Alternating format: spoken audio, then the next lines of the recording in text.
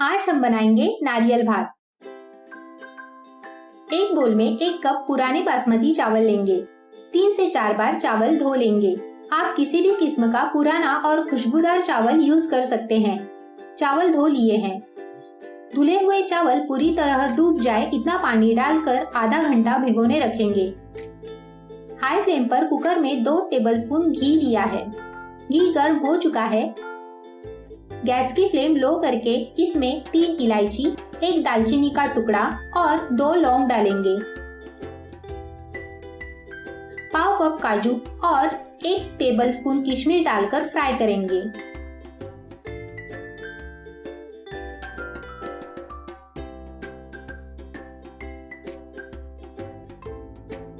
आधा कप कद्दूकस किया कच्चा नारियल डालकर चलाएंगे। अब 3/4 कप गुड़ ऐड करेंगे। गुड़ को 1 मिनट पकाएंगे। गुड़ की मात्रा आप अपने स्वादानुसार कम या ज्यादा कर सकते हैं।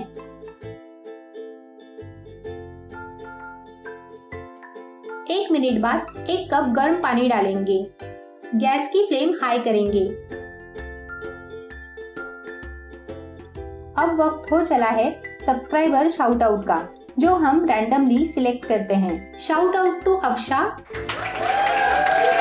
Thank you so much for your support. अगर आप अपना नाम अगले सब्सक्राइबर शाउट आउट में देखना चाहते हो तो चैनल को सब्सक्राइब जरूर करें। पानी अच्छे से बॉईल हो चुका है और गुड़ भी मेल्ट हो चुका है। इसमें चुटकी भर नमक और चुटकी भर केसर ऐड करेंगे। भिगोए हुए चावल ऐड करेंगे।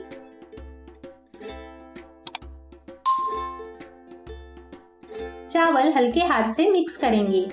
अगर आपको पीले रंग का नारियल भात चाहिए तो आप येलो फूड कलर यूज कर सकते हैं। मैं फूड कलर यूज करना पसंद नहीं करती। महाराष्ट्र में नारियल पूर्णिमा के दिन ये रेसिपी की जाती है। 1 कप कोकोनट मिल्क ऐड करके फिर से हल्के हाथ से मिक्स करेंगे। कोकोनट मिल्क बनाने के लिए आधा कप कसे हुए कच्चे नारियल में आधा कप गुनगुना पानी डालकर मिक्सर में बारीक पीस लें। सूती कपड़े से निचोड़ लेंगे। फिर से आधा कप गुनगुना पानी डालकर प्रोसेस रिपीट करें। मार्केट में कोकोनट मिल्क पाउडर मिलती है। कोकोनट मिल्क बनाने के लिए वो भी आप यूज कर सकते हैं। हाई फ्लेम पर पानी बॉईल हो चुका है। लीड लगाकर 3 सीटियां लेंगे।